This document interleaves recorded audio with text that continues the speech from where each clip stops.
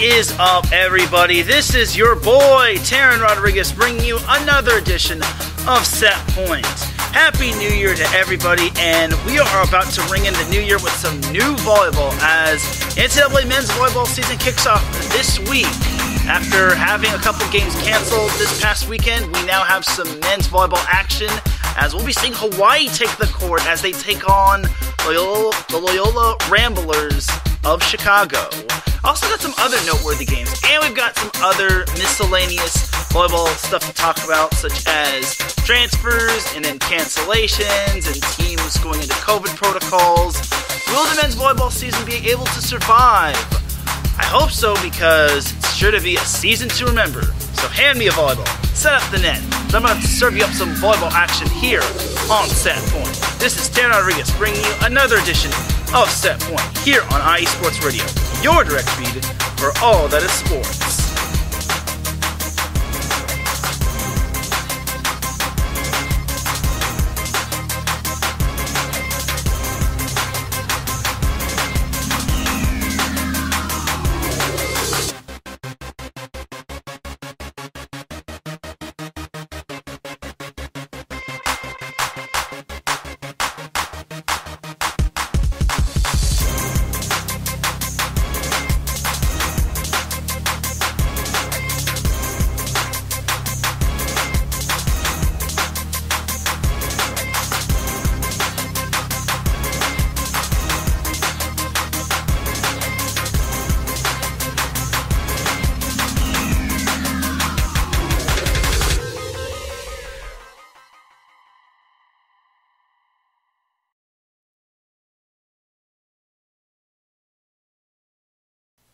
And welcome one, welcome all to another edition of Set Point. Thank you for joining me on this beautiful Monday afternoon, Monday evening, depending on where you are listening from. I really do appreciate you all. As you all see, I am on a new time as I have now given my 5 p.m. Pacific time slot to Adam, who just went on with Chi-Town Weekly, as he just finished up his show. He did an excellent job breaking down the Chicago Bears, the Chicago Bulls, and all things Chicago sports. We'll be talking about a little Chicago everything when we get into it, but for right now, it is time to get on into the volleyball action. But first, we have a word from our sponsors. The first sponsor for IE Sports Radio is the Southern California Warriors Semi-Pro Football Team. The world of semi-pro sports is unlike any other sports organization. Players pay to play in hopes of so many different outcomes, whether it's playing to get filmed to try out for professional teams, big-time colleges, or just playing to stay in shape. No matter what, all semi-pro players have one thing in common, and that's playing for the love of the game. The SoCal Warriors have been on a quest to earn titles and give players second chances since 2017. Whether you're in Southern California or anywhere in the world, give semi-pro sports a chance if you love your sport. You may get the second chance you have been waiting for as an athlete. You can follow them on Twitter at SoCal Warriors, on Instagram at Southern California_Warriors, and on Facebook by typing in the word Southern, then California, then the word Warriors. The second sponsor for our IE Sports Radio is Background Check International Businesses. Are you looking to background check a new hire on? Let Kit Fremen take care of that for you. Kit founded and has managed Background Check International Businesses since 1994 and is here to help you with the screening process. Contact Kit and let him help make the hiring process that much easier. This business is used for professional background checks and not for the use of any crimes such as identity theft or other illegal activity. They do not have Twitter or Instagram, but they do have the Book of Faces, aka Facebook, by typing in the word Background Check International, then put a little dash, then put BCI, and they also have their website, www.bcint.com. And IE Sports Radio does have Twitter and Instagram, as they are at IE Sports Radio. You can also follow them on Facebook by typing in the word IE, then Sports, then Radio. And for the last 7.5 years, IE Sports Radio has been bringing you amazing content ranging from interviewing legendary athletes to building tailor-made shows dedicated to all sports cities around the country. IE Sports Radio has even had shows that have interviewed other media personnel and coaches. All the while, IE Sports Radio has continued to be by the fans, for the fans, and with your help, we are ready to take the next biggest step. When you go to the website, www.iesportsradio.com, you'll see our Patreon link with 5 different tiers. The first one starts out at $5 a month. This donation gets you a shout-out from all 32 of our shows. Higher tiers include iSports Radio merchandise, access to the Podcasting University, IESRU, and you even have a chance to be featured on a segment of the show that has pretty much made iSports Radio what it is, The Defining Moment.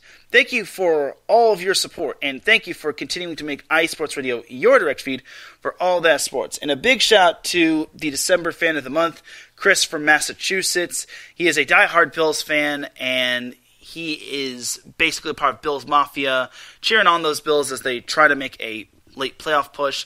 Also, a big shout to our Patreon supporters, Bay Area Raised Apparel, and Marcus Los Great. We definitely do appreciate your support and helping keep the lights on, and I definitely appreciate everyone who has helped make this show and all of iSports Radio shows pretty much be on the map and pretty much just taking time out of your day to just support all of iSports Radio. So now that that is pretty much out of the way, let's get on into some volleyball action. So first and foremost, we're actually going to skip the men's volleyball for now because we have a lot of transfers that just recently have found a new home.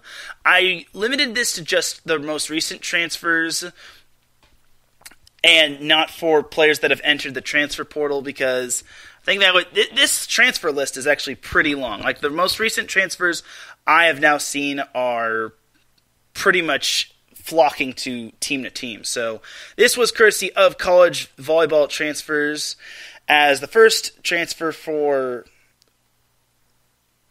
from one team to another is Rhett Robinson, who is an outside hitter. She is transferring from North Texas to Florida. So that's a big get for the Florida Gators, as it is unknown if they'll be bringing back Farrah Hall, their top outside hitter, but we shall see. But it's a big addition for the Gators as they look to try to bounce back after making it to the Sweet 16. Second transfer for the college volleyball portal from here to there is Kelsey Knudsen, who is a libero. She transferred from St. Mary's to BYU. Big get for the Cougars, as basically that's another addition to a very talented roster right there. BYU made the Sweet 16. They look to try to get back into the NCAA tournament and have a deeper playoff run. Then we have Emily Wilson, who is an outside hitter. She transferred from San Diego to UCF, or University of Central Florida.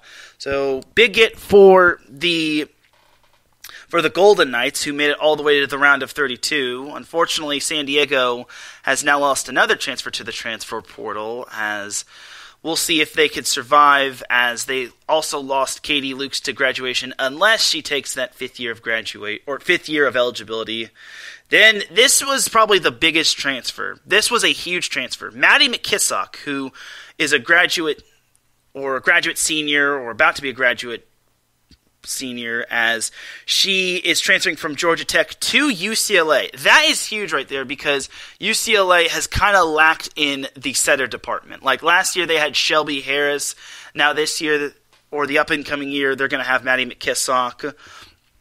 And by last year, I mean this past season. So having Maddie McKissock is going to be really big time, especially for players such as Charity Looper and Anna Dodson. So it's big stuff right there, and that's absolutely amazing that for UCLA. Then we have Bree Borum, who is a setter. She is transferring from Florida Gulf Coast to Loyola of Chicago. So there you go, Adam. You've got a new setter for the Loyola women's volleyball program. So there's that. Then we have Jazz Schmidt, who is a setter/opposite hitter. She's transferring from Palm Beach Atlantic to Creighton. So that's a big get right there. Nice addition for the Blue Jays, who lost in the round of 32. Creighton has always been a great team. They're always that perennial NCAA tournament team. Kirsten Booth has done an outstanding job with that program, and the Blue Jays should be back for another big season. Then we have Alyssa Alcantara, who is transferring from Florida Southwestern State to Cincinnati. So Bearcats get another big outside hitter, so good stuff for the Bearcats. Then we have Deja Bickers, who is transferring from UC Riverside to Missouri State. She is an outside hitter, so big hit for Missouri State. Then we have Kalena Vivai, as she transfers from Utah State to Oral Roberts. She is a setter. Then we have Emily Holbrook, who is transferring from Arizona State to Grand Valley State. Another Grand Valley State transfer, as Holbrook is a libero. Then we have Rebecca Rendall, who is a middle blocker. She transfers from Fresno State to San Francisco State, so she is staying in Northern California, but she will be heading up to San Francisco to play for San Francisco State. Then we have Samantha Rogers, who is an outside hitter / opposite hitter. She is transferring from Sam Houston State, and she is transferring to Angelo State. I imagine those two are in the same conference, if I'm not mistaken. If not, I apologize, but I'm 90% certain Angelo State is in the same conference as Sam Houston State, but I digress. Then we have Emily Kate Lonergan, as she's actually going to be playing beach volleyball. She transfers from Missouri State to Jacksonville State, so big get for Jacksonville State, as I want to say Missouri Southern State is actually in the same conference as Jacksonville State. Not entirely certain, but it's a big get for Jacksonville State regardless. Then we have Kaylee Fitzgerald, who is a libero. She transfers from Hartford to Albany, so nice little pickup for Albany. Then we have Callista Wright, who is also a beach volleyball player. She transfers from Pepperdine to Hawaii, so she transfers from one successful program to another, so that's big time right there. It definitely helps the Rainbow Wahine.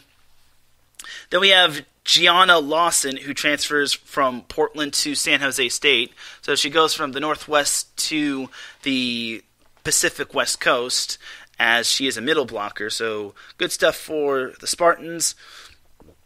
Then we have Alyssa Nayar, who transfers from UALR. I'm actually a little embarrassed to say this, but I actually did not know what UALR is. It's basically Little Rock. University of Arkansas of Little Rock. So she transfers from Little Rock to Rutgers. So she went from Sun Belt Conference to Big Ten, which is big because Rutgers they're on the up and up. As Adam tried to guess what UALR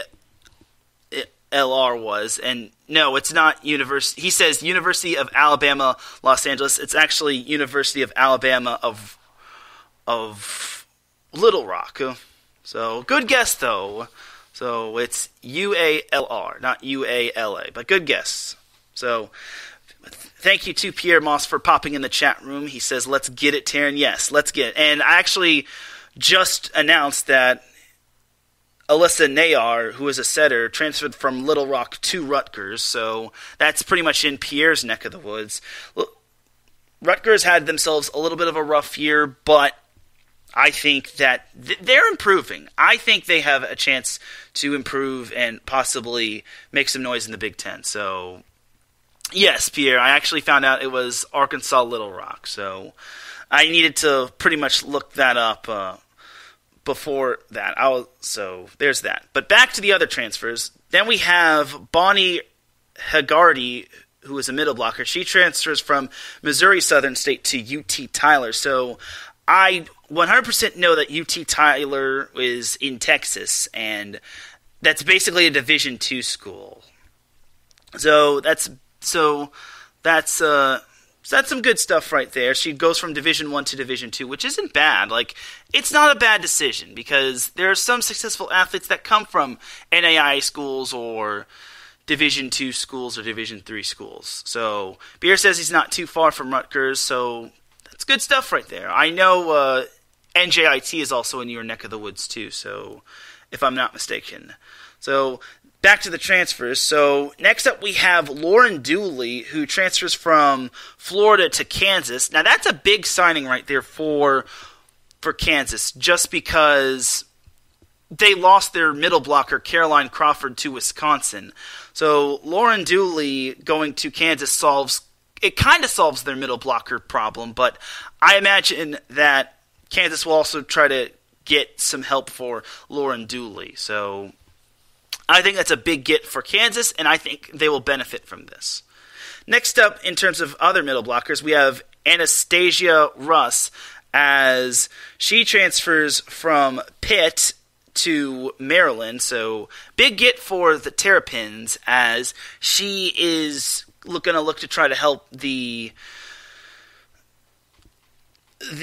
Terrapins get to the NCAA tournament. They had a big win over Wisconsin in Big Ten play, but they didn't really make too big of a splash otherwise. So hopefully this signing for Maryland benefits them. It could possibly. I mean, it's definitely possible, so we'll see. Then we have Shelby Kapelnich, who transfers from UNLV to Utah State. She is an outside hitter, so she's actually staying in conference. She's just moving to Utah State, or she's going to Utah State. So interesting stuff right there. Then we have Allie Kearns, who transfers from Missouri Southern State to Bellevue. So she is an outside hitter / opposite hitter, so good transfer and good pickup for Bellevue. Then we have Josie Halbleib, who is a setter. She transfers from Kansas State to Missouri State. So a lot of Missouri transfers as of late. So interesting stuff right there. So next up we have Allie Van Eckeren, who is a setter. She transfers from Creighton to High Point University. So basically Creighton got the libero from High Point, so now High Point is going to be getting one of the setters or former setters from Creighton. So good stuff. Then we have Michelle Feliciano, who is a setter. She transfers from Denver to Concordia University Irvine. So Concordia of Irvine is actually a Division II school. It used to be an NAIA school, and then it got too good as it got promoted to Division II, and now it is basically in the Division II category, which is cool. So she is going from Division I to Division II, which is no complaint, and it's awesome. So good stuff for Concordia, good pickup right there. Then we have Maddie Gray, who is going to be playing beach volleyball. She transfers from Feather River College to Louisiana Monroe, or UNLM. So Feather River College is actually a junior college in California. I'm 99% certain it's from Northern California. So good stuff right there. She goes from junior college to Division I school, and that's awesome because again, junior college is not a bad thing, considering you could have a different path to stardom no matter what it takes, as you can go from junior college to Division I or 4-year school, and it actually helps you out financially. So take it from me, and take it from me knowing a lot of good friends of mine that are transfers in terms of other sports, so that went on to play different sports at Division I school. So there's that. And then the last transfer is Shea Rubright, who transfers from Minnesota to Washington State. This is a pretty good pickup for Washington State, considering they lost a couple players to the transfer portal. And I think this is a big pickup, and getting a middle blocker kind of helps out their middle blocker position. And they already have a young team that's on the rise, and they're improving pretty much every year. So we'll see if this can pan out. I'm sure it can, though. She goes from one powerful conference to another, and I'm sure that Washington State will definitely will cater to her and her needs, and basically will try to help her get to that next level of superstardom. So all in all, that is pretty much it for all of the transfers. I definitely think the big transfers were Lauren Dooley, Anastasia Ross, Shea Rubright, and definitely Maddie McKissock. Like, the Maddie McKissick one was probably the biggest one, considering UCLA was in need of a setter. So, excellent stuff right there, and that's pretty much all of the transfer news in terms of NCAA women's volleyball. So, next up, we're going to talk, now we'll jump into the men's volleyball scene, because beach volleyball, NCAA beach volleyball doesn't start for another month or so, and then the NBA doesn't start until like April or May, and then the AVP doesn't start till next summer, so this might be a shorter show than it needs to be, but let's talk a little NCAA men's volleyball action. As Adam says that Concordia is sister school to my alma mater. He's referring to Concordia Irvine, because if I'm not mistaken, Adam went to a Concordia school, but it wasn't Irvine. It was I'm blanking on the actual name and location, but Adam did go to a Concordia school. And then Pierre says he's 10 minutes from NJIT in Newark. Awesome.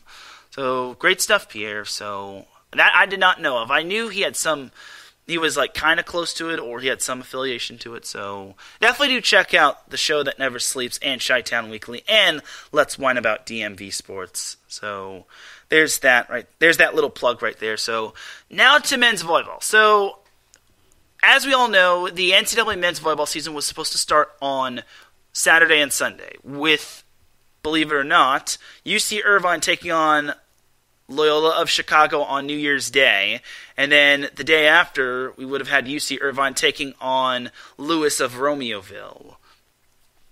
Unfortunately, due to the increase of COVID outbreaks and the Omicron variant, UC Irvine unfortunately had to pull out of the first little those first two matches.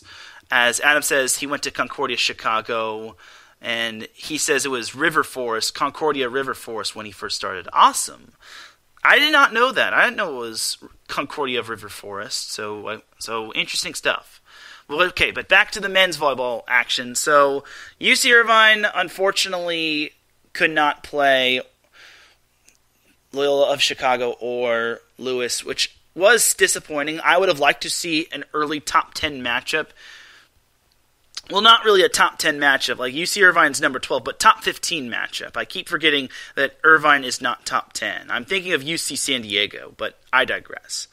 So, yeah, it would have been great to see UC Irvine having an early test against Loyola or Lewis. I think it would have been great considering UC Irvine. This could have proved if UC Irvine had gotten over the graduation of Joel Schneidmiller and Scott Stadick and a few other graduates, but all in all, we will not see that matchup, which it stinks, but it is what it is. We gotta keep the student athletes safe. But that wasn't the only men's volleyball team that got affected. So UCLA, unfortunately, has gone into COVID protocols as they had a little bit of a COVID outbreak within their program, which unfortunately is saddening, but it is what it is. We got to keep them safe. They were actually supposed to participate in the UC Santa Barbara Invitational. Like, it was supposed to be them, Concordia of Irvine, Cal State Northridge, or CSUN, UC San Diego, USC, and the host school, UC Santa Barbara, participating in this mini tournament. But unfortunately, in addition to UCLA, Concordia, Irvine, and CSUN have both opted out, which is unfortunate, as now the Invitational will consist of USC, UC San Diego, and UC Santa Barbara, as it'll basically be a round robin between those three, and whoever has the better record will win the tournament. And heaven knows if all three of those teams finish 1-1, then boy howdy, that will be something, as it'll probably go down to like sets won or sets lost, and then it'll probably have to go down to points. So it'll be interesting to see what UC San Diego and UC Santa Barbara have to offer. Keep in mind that those two are in the same conference, but this will not count as a conference match between the two teams. USC is in the MPSF because there is no Pac-12, there is no Big Ten, there is no Big 12, there's no SEC. There's basically just 5 different conferences. The first one is the Big West Conference. That's basically the traditional conference right there. So Then you have the MPSF, which is basically all the teams in the Western region, which such as UCLA, USC, Stanford, BYU, those type of teams. So then you have the MIVA, the Midwestern, I think it's Midwestern Interscholastic Volleyball Association, which is basically the Midwestern teams, like Loyola of Chicago and Lewis of Romeoville. So yeah, the Midwestern Intercollegiate Volleyball Association, and then obviously, and then you also have to throw in Ohio State in that conference as well. So I don't know why they put Ohio State in that conference. Don't ask why. And then we have the EIVA, the Eastern Intercollegiate Volleyball Association, which is host to Penn State and NJIT as a couple of teams. And then they also have a couple Ivy League teams such as Princeton and Harvard, both of which did not play last year because the Ivy League basically canceled the whole season in terms of sports. Then you also have George Mason, and then you have St. Francis of Pennsylvania, and they just recently added St. Francis of Brooklyn as well as Sacred Heart. But St. Francis of Brooklyn was the most recent, so there was that right there. So that's basically the EIVA. And then the last one is the Conference Carolinas, which is host to Mount Olive, Belmont Abbey, followed by Barton, Emmanuel, Erskine, and Lees McRae. As we welcome Larry B into the chat room, just telling everybody about the 5 conferences in the NCAA Men's Volleyball Division I and II. As there is no Pac-12, unfortunately, no Big Ten, no Big 12, none of those Power 5 conferences. It's just 5 conferences, which with 5 automatic bids. And I want to say there's like 3 at-larges, if not there's 1 at-large. It all depends on what the committee has agreed into the offseason, but basically, just to reiterate, we have the Big West Conference, then the MPSF, the Mountain Pacific Sports Federation, followed by the EIVA, the Eastern Intercollegiate Volleyball Association, then the MIVA, the Midwest Intercollegiate Volleyball Association, and then lastly, we have the Conference Carolinas, which is basically the newest conference. Last year they debuted the Conference Carolinas, and Belmont Abbey eventually won the conference tournament, the inaugural conference tournament, and made it to the NCAA tournament. So there is that right there. So back to the COVID protocols in terms of UCLA. So UCLA unfortunately opted out of the UC Santa Barbara Invitational. Pepperdine also canceled one of its early non-conference trips, which Pepperdine is also in the COVID protocols along with its men's basketball and women's basketball team. So Pepperdine will not be participating in volleyball this week. Long Beach State, the number 4 team in the nation, also had to rearrange its schedule. They'll be traveling to start the season. They were actually slated to go to Canada for a couple of exhibition games, but now they instead are heading up to, I want to say it's up east, to partake in a volleyball tournament. But they're not facing the stiffest of competition. They are heading up east to Pennsylvania, Loretto, Pennsylvania, to take on Juniata, who is a Division III school, and then they're also taking on St. Francis of Pennsylvania, and then they'll have their home opener against Erskine, and then they'll also play Harvard. That'll be next week. So that's pretty much that for Long Beach State, and then also, like I said, UC Irvine canceled its 2 games. They will be back at it this week against Stanford, and I want to say it's not McKendree. It's some other team that's not like in the top 15, but they're playing at Stanford, so they'll be playing Stanford in like the Stanford Invitational. So there's that right there. And Loyola of Chicago for the time being, is playing at Hawaii.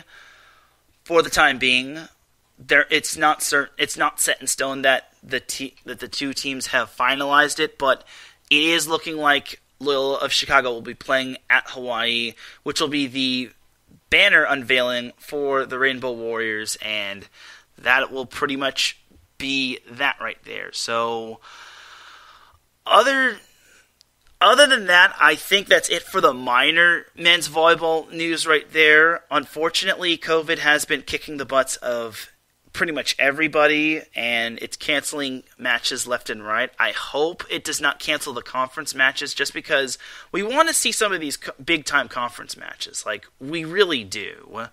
Like, non-conference games aren't really, like, the biggest and most groundbreaking thing, unless it's, like, number 1 versus number 2.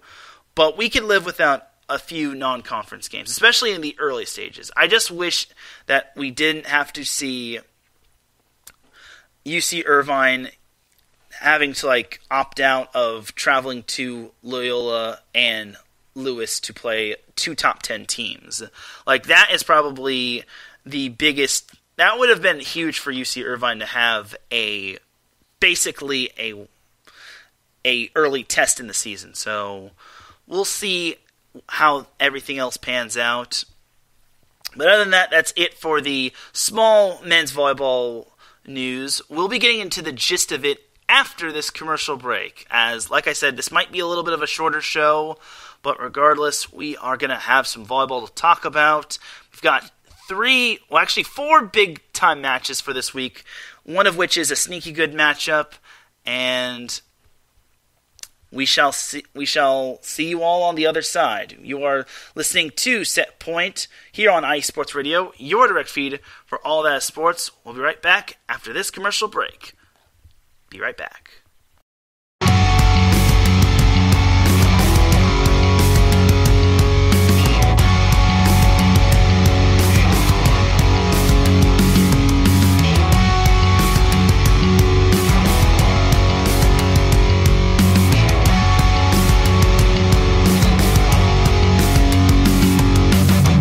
From the shores of the Puget Sound to the rushing waters of the Columbia River, stretching across the Great Cascades, and on IE Sports Radio lives the Northwest Territory Sports Show, hosted by me, Brad Buckingham.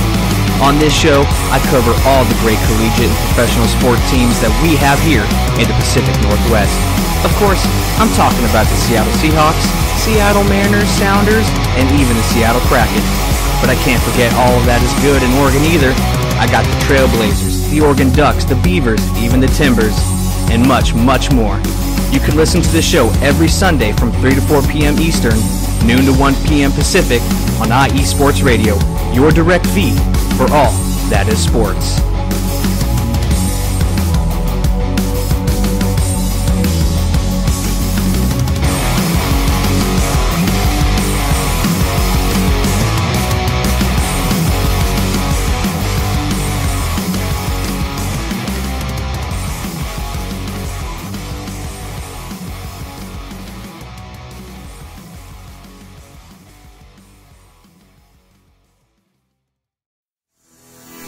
Sports fans, do you like teams that are tough, cities that are tougher, and fan bases that are passionate about their teams?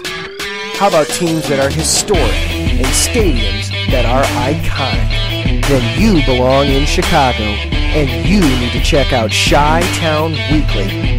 Join me, Adam Kernan, every week as we keep up with all things Chicago sports. Bears, Bulls, Blackhawks, Cubs, White Sox. We'll cover them all, plus more. The Windy City is always buzzing, and we'll keep you up on all the big games and major stories. So tune in to Chi-Town Weekly every week right here on IE Sports Radio, your direct feed for all that is sports.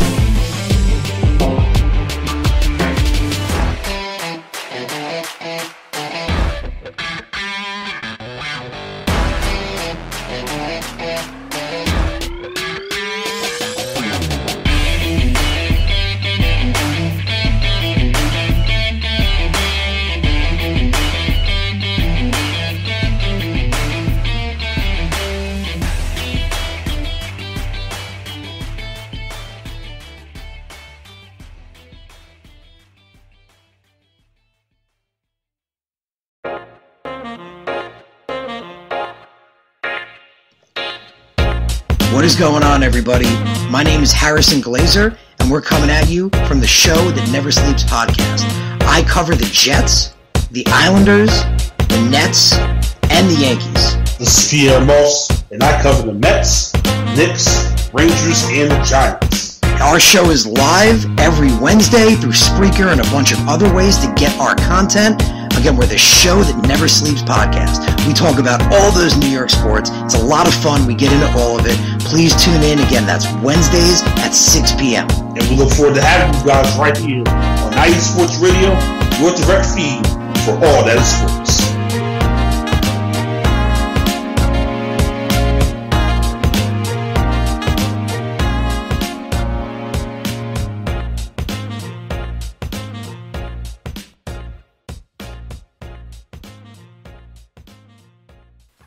Back with segment number 2 of Set Point here on IE Sports Radio, your direct feed for all that sports.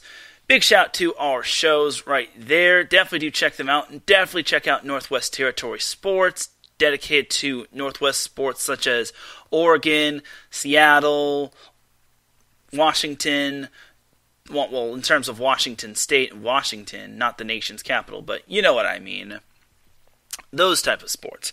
Also check out Chi-Town Weekly, hosted by Adam Karnick. He is now on at 5 p.m. Pacific Time, 7 p.m. Central Time, as once again he did an outstanding job talking about those Chicago sports.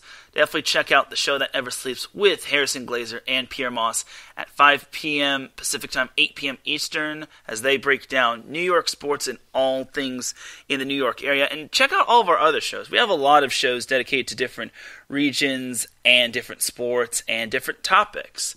So without any further delay, let's get on into segment number 2 of Set Point. Once again, we will be talking some more NCAA men's volleyball action, and then I shall send you all on your way. So now let's get into the good stuff. Let's get into the men's volleyball matches to watch for in week number 1. So first and foremost, we have obviously the UC Santa Barbara Invitational, as one of the matchups will feature UC San Diego at UC Santa Barbara, as the number 10 Tritons will take on the number 11 Gauchos on Saturday, January 8th to conclude the tournament.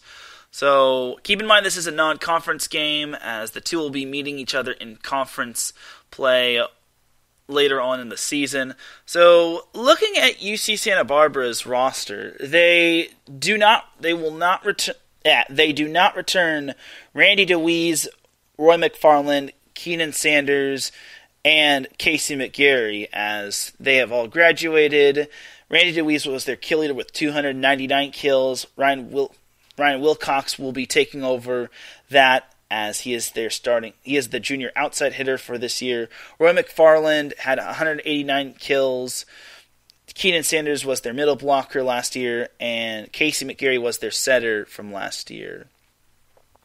So looking at the Gauchos, they may struggle because last year they had such a phenomenal season. They made it all the way to the NCAA Men's Volleyball Final Four, where they eventually lost to the eventual champion, the Rainbow Warriors of Hawaii. So it's going to be a new cast for the Gauchos, whereas UC San Diego has quite a bit of players that returned, as they have Kyle McCauley returning as their kill leader. He had 247 kills last year. Ryan Kaw had 194 kills. He was second on the team in that department. Matt Palma returns as their dig leader. And then McCauley was second in digs with 120 digs. As for their setter, Blake Crisp does return as their setter, as he'll be setting up the offense. Palma will be the libero, as he'll be pretty much be the floor general and making sure the ball doesn't touch the ground. Logan Clark will also be a great addition to the outside hitter core. And then Shane Bennett's led the team in blocks last year with 59. So all in all for UC San Diego, all arrows point to this team having success this year. UC Santa Barbara might have a little tough time in terms of getting its team together, but they should have some success. I don't think they will be as bad as most people think they are. I think the Gauchos will be feisty, especially when they have that home crowd, depending on what the situation is with that. But I think with this being their tournament, and I imagine UC San Diego will beat USC. Nothing against the Trojans, but I think that UC San Diego, with a lot of returners this year, is going to look really good. And I think that the Tritons are going to put a stamp on everyone and make their name well known. Kind of like how they did last year in the Big West Conference semifinals when they upset Hawaii. That eventually wound up being the first loss for Hawaii, but it eventually wound up being the last one because Hawaii wound up winning the whole darn thing. So UC San Diego has a lot to prove. I think they could prove it this weekend. I'm not saying they'll go 2-0. I think that they'll at least get one win. And this is no knock to USC, but I think UC San Diego is crawling with talent. With the amount of talent that team returns is pretty good. And Santa Barbara, like I said, they'll struggle a bit. They'll have some growing pains, but once they get together, they may look like a team that looks pretty solid. So we'll see. That's kind of my sneaky match to watch for, considering I don't really like previewing conference teams that aren't playing in conference games. Now, if this were a conference game, I would have definitely previewed it to the fullest, but I think that UC San Diego looks like the better team as of right now. Now jumping on into another ranked-on-ranked matchup, we have number 14 McKendree going on the road to taking on GCU. The two teams will be playing on Friday and Saturday. So McKendree is kind of an interesting team. So McKendree had a couple of standout wins, but they weren't like over the top. They do return their kill leader, Patrick Ross, who had 182 kills. They also returned Ethan Carroll, who was second in the terms of the team in kills, as he had 152. Ryan Serrano is their returning setter, as he had 585 assists, 113 digs, which was good for second on the team. He also had 55 blocks, which was second on the team. And McKendree also returns their libero, Francisco Comas, who had 138 digs, which was very solid.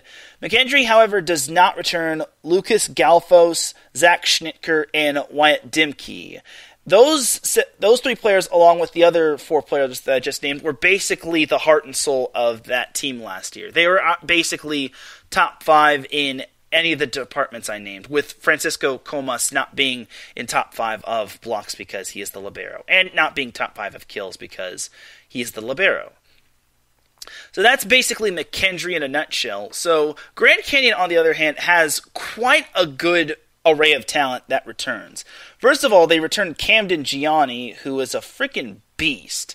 I'm just going to say this right now. Camden Gianni is probably, and he could probably be the best player in the MPSF. This dude is the real deal. Last year he had 212 kills, but that's not what makes him amazing.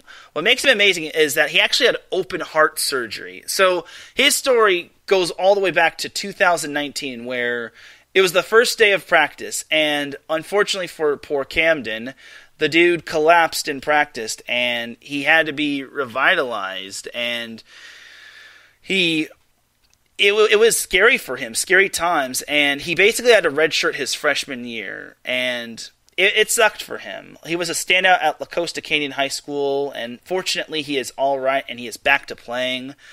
Then we had the COVID year not the COVID year last year. In 2020, we had the COVID-shortened season, as COVID eventually prevented sports from happening, which was not good times.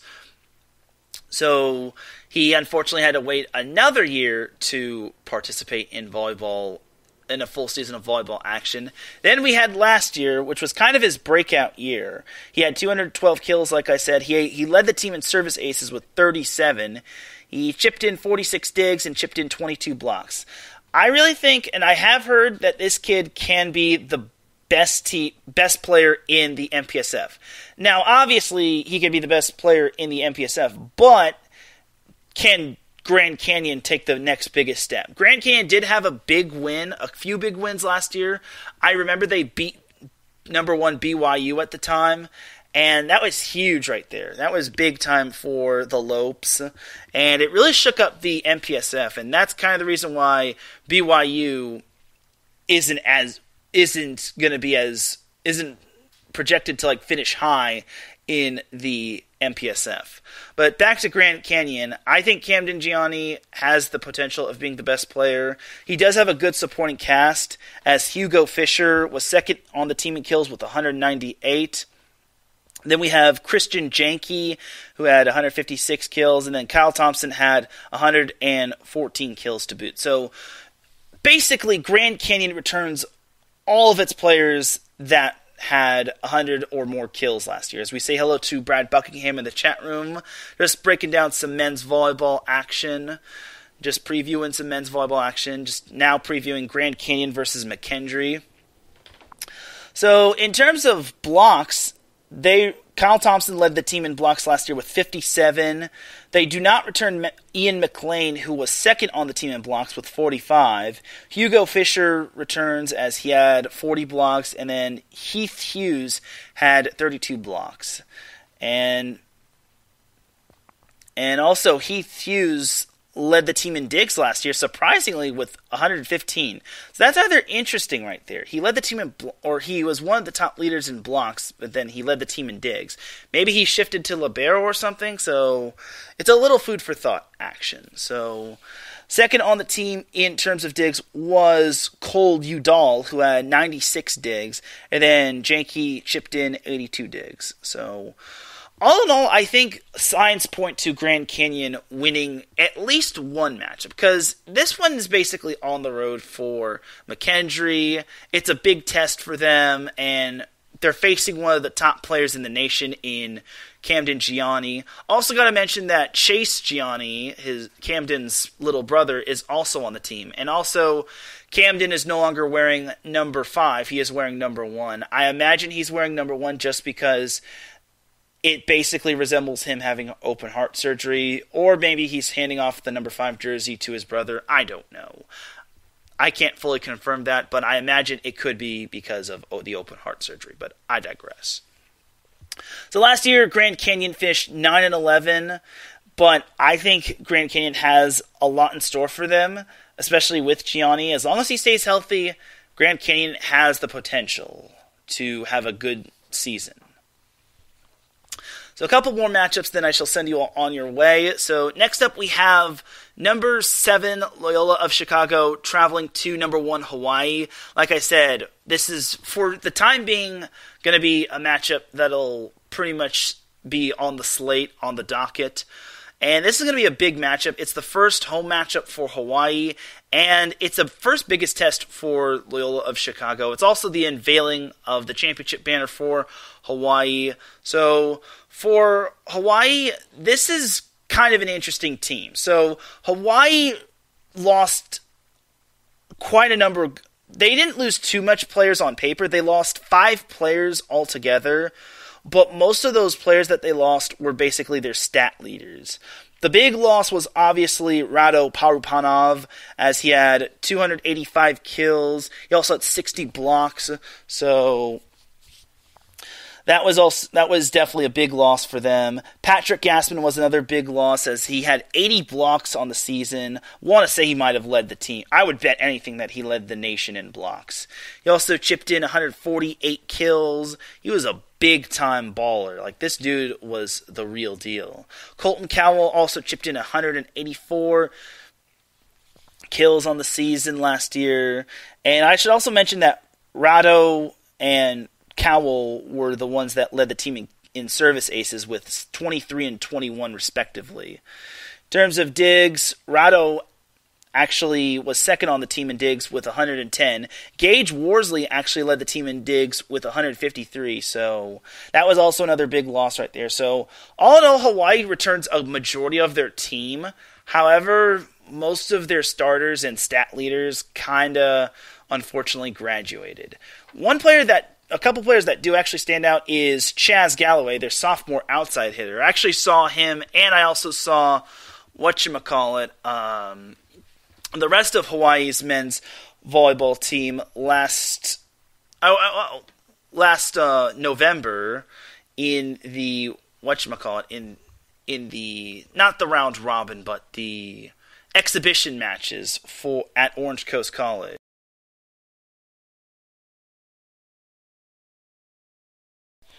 Sorry, just had to have a quick little pause right there. So yeah, I saw Hawaii men's volleyball play, and they have a solid team. They have a solid foundation right there. They also have other talented players. Jakob Tella, their setter, returns. He had 695 assists. He made a great impression. He was third on the team in service aces as he had 19 aces.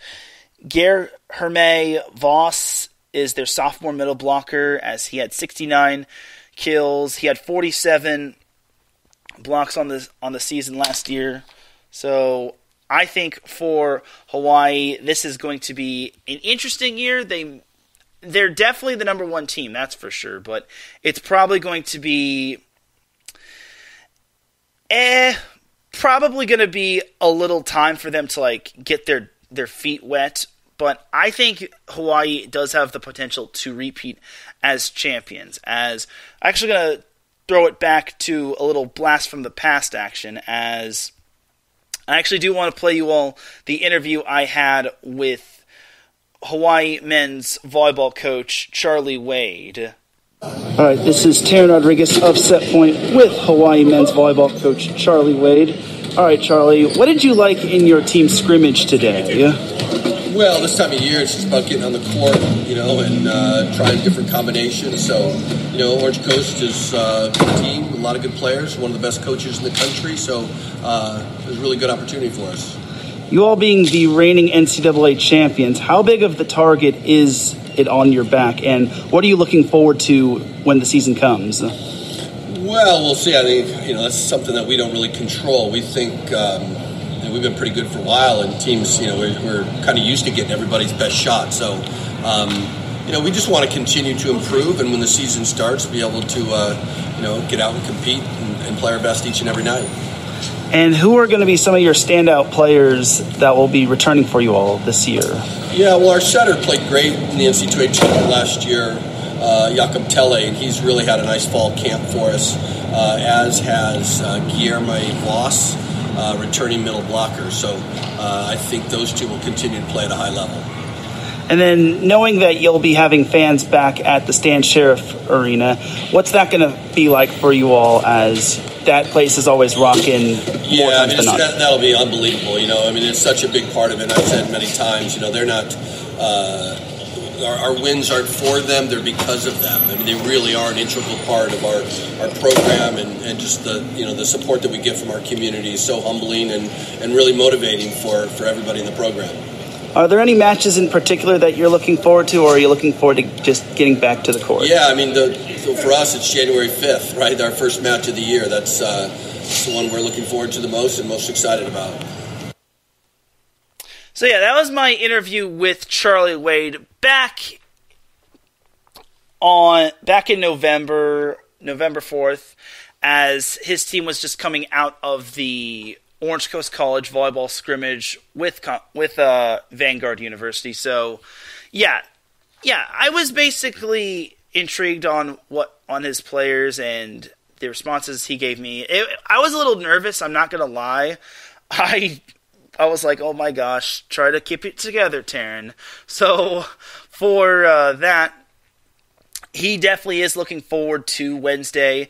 Championship banner night, championship banner unveiling, and then also he's probably looking forward to all the games this season. And I liked his little saying that in terms of the home wins, they're not for them, it's because of them. So that's one of the reasons why I like Charlie Wade. And even though I'm a Long Beach State guy, I gotta respect the great job that he's done with Hawaii. So moving on to Loyola, on the other hand. So Loyola, this team returns a lot of good players, and they only lost one standout player, and that was Luke Denton, as Luke was second in terms of kills, as he had 264. He also had 130 digs, which was good for third on the team, and he led the team in overall points with 319.5. But one player that does stand out from last year's team is Cole Schlafhauer, as he is a redshirt junior. He's an outside hitter. He led the team in kills with 267. He hit 292, which was very impressive. Very impressive. He had 125 digs to boot.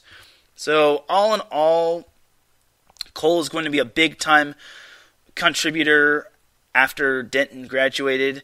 Also, Colton Brooks returns for Loyola. He had 166 kills, which was good for third on the team. He had 85 blocks, he had 49 blocks. My apologies. He had 49 blocks. He had 100 digs.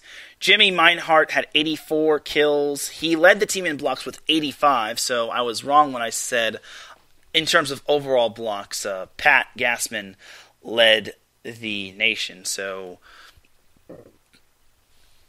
and then in terms of setter, Garrett Zolg returns as their setter, as he had 794 assists. He had 35 service aces, which was good for first on the team. He had 145 digs, which was also good in that department. So Garrett Zolg returning is big time. I've seen him play in high school. That kid actually is a beast, and not just at the setter position. He can actually play the right side. So if Loyola wants to run a 6-2 offense, he could definitely play the right side. Another player that is a good contributor that returns is Jack Yentz. He was second on the team in digs, as he had 132 digs. And that's pretty much your noteworthy faces when it comes to Loyola's team. Like, Loyola returns a lot of its players. Like, they only lost 5 to graduation. And, like I said, their standout player, Luke Denton, was kind of their big-time player. But I think having most of those starters from last year return and most of their stat leaders return from last year is a big-time assist for them. The big question is, can they hang with Hawaii? Can they beat Hawaii? I want to say they can at least take a set off them, but in like one of the matches, I think that's the best case scenario. I think Loyola at least takes a set off of Hawaii in one of the matches.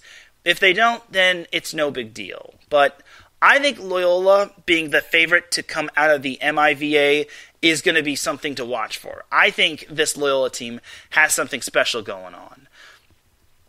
It still remains to be seen that if they could take down a top 5 team, but if they do, Loyola is going to be on everyone's radar. I think Loyola has that potential. So we'll see if they can live up to that potential or if Hawaii will just steamroll them. But that's that for that little matchup.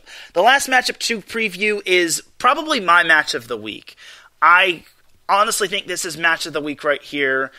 And to me, this is a no-brainer as match of the week. This one is number 6 BYU at number 5 Penn State.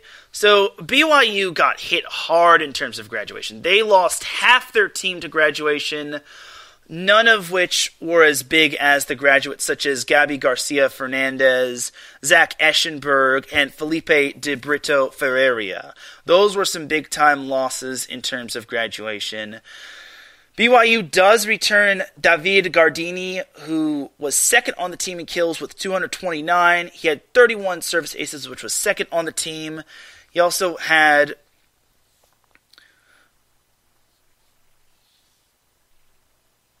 118 digs, which was actually first on the teams. And then he also had 52 blocks on the year as well, which was good for fourth on the team. So David Gardini is probably going to be the guy that carries this team. Because obviously losing talent like Felipe and Gabby is not good. It's going to be a little bit of a transition. Also losing their setter, Will Stanley, to graduation is also big. He had 718 assists, as now the setter duties are pretty much going to be between Mitchell Worthington or Zio Meyer. I imagine it could be Meyer, but it still remains to be seen. It would have to be like a early process, as BYU is hitting the road. They're heading up east. That's a tough matchup for them, as they're taking on a very stacked Penn State team. Get this, Penn State returns all but one of its players. There's a reason why Penn State's ranked so high to start, because they only lost one player to graduation, but that player only appeared in 9 sets last year, so I imagine he only appeared in like one match, maybe a few others, maybe garbage time, I don't know, but Penn State they have the potential to be legit. The only thing that does weigh Penn State down is they play in such an meh conference. And this is no offense to NJIT or any of the other teams in that conference. I think NJIT is the second best team in that conference, but in the EIVA, Penn State just basically swept the first place votes. There's a reason why that team is heavily favored to win that conference. They garnered all the first place votes. They return all their players except for one. They returned Cal Fisher. They returned Brett Wildman, Michael Valanzi. They return. It's rather scary. They will return Will Bantle. I really don't know how Penn State cannot make at least the Final Four. I think Penn State is a Final Four team. On paper, that is. Like, this is a team that is definitely legit on paper. Now, once again, they play in a very meh conference, and honestly, Penn State's, if they do play one of their more talented teams, I think they're really going to have to bring it. They have to bring it, and I hope, based on their schedule, they scheduled some tough opponents, because BYU is already a good test. Then they've got GCU. They will get a huge test as they play UCLA in the Big Ten Pac-12 Challenge in about a couple more weeks. And then the matchup I am really looking forward to is their matchups in the Battle of the Bigs, as they play UC Santa Barbara on Friday, January 28th, and then they also play Long Beach State on Saturday, January 29th at Long Beach State. Unfortunately, I will be out of town, and I am so frustrated because I would have liked to have seen Long Beach State and Penn State in person, but unfortunately, I'm going to be heading down to Texas to visit my brother, so there's that right there. But at the very least, I will get to see updates on that. Like, I do want to at least attend one Long Beach State men's volleyball game that isn't Long Beach State versus Hawaii, but I digress. So, back to Penn State versus BYU. This is probably going to be a tough matchup for BYU just because, first of all, they're on the road. Second of all, they're playing a very tough and talented Penn State team. Like, this is probably the most loaded Penn State has been. Last year, Penn State went 22-4. They did lose a couple of conference games along the way, but one thing to note is that they finished 13-1 at home. That was definitely big, and I think, like I said, this team has the potential to possibly be a champion, at least a dark horse, at least making it to the Final Four, because the EIVA does get a bad rap for being a one-sided conference, but I think that Penn State can emerge as a top-tier team. And they have a tough non-conference schedule to start. They have GCU, which is a top 10 team. They'll probably beat McKendree, most likely. Then they have UCLA number 2. And all these games are on the road, mind you. Like, these games, after they play Grand Canyon next week, then they'll be hitting the road to California. The first matchup will be against USC in the Big Ten Pac-12 Challenge. Then they've got UCLA the following day. Then they have UC Santa Barbara in the Battle of the Bigs, aka Big West versus Big Ten. Then they play Long Beach State the following day. So, honestly, this Penn State team has a lot to prove, but I think they could rise to the occasion. They do have to face some stiff competition, like I said, in that non-conference schedule. And they also do get to face Ohio State, which is kind of their rival. It's kind of the closest thing they'll have to as a basically a big-time rival, because obviously Ohio State and Penn State are they're naturally Big Ten teams, but since there is no Big Ten, then those two teams can't be in the same conference. I also kind of wonder why Ohio State is in the Midwest when most people kind of classify them as an Eastern team. I don't know why they're in the Midwest, but it's a mystery. So all in all, for Penn State, this is probably a promising season, but they do got to get past BYU first. I think BYU is going to scrap their way, but they can only go as far as David Gardini takes them. So we'll see if the young newcomers step up for BYU, and we'll see if Penn State really does look good on paper. So, well, look good in person, that is. But that is pretty much going to do it for this week's matchups to watch for. And ladies and gentlemen, that's going to do it for the first ever episode of 2022 of Set Point. I think we know what time it is. It is time to drop that beat, because I'm about to dip like a banana in chocolate. You feel me? Thank you very much for tuning in to Set Point. I know we had a shorter show unlike the last weeks, but again, we're just now getting into the men's volleyball season. This is basically the scratching the surface in terms of the volleyball matches. So I'll have a recap next week, and then a recap of all the men's matches this week, next week, and then we'll have a preview of next week's big time matches on next week's show. Big shout out to the chat room, Larry B, Brad Buckingham, Adam Karnick, and Pierre Moss, as well as Mike Pat. I appreciate you all tuning in. I appreciate everyone that listened either live or on the playback. I guarantee you, Set Point is going to have some big-time things. One more thing I do need to note, I will try to go to the Long Beach State Women's Volleyball Introduction Press Conference on Wednesday. I still need to get the green light from the SID from Long Beach State, but keep a lookout for that. For everyone here at IE Sports Radio, this is Teran Rodriguez signing out. You all have yourself a great rest of the week. Enjoy the volleyball action. NCAA men's volleyball season is back, and I will see you most likely Friday for the SoCal Supreme Sports Show. Peace!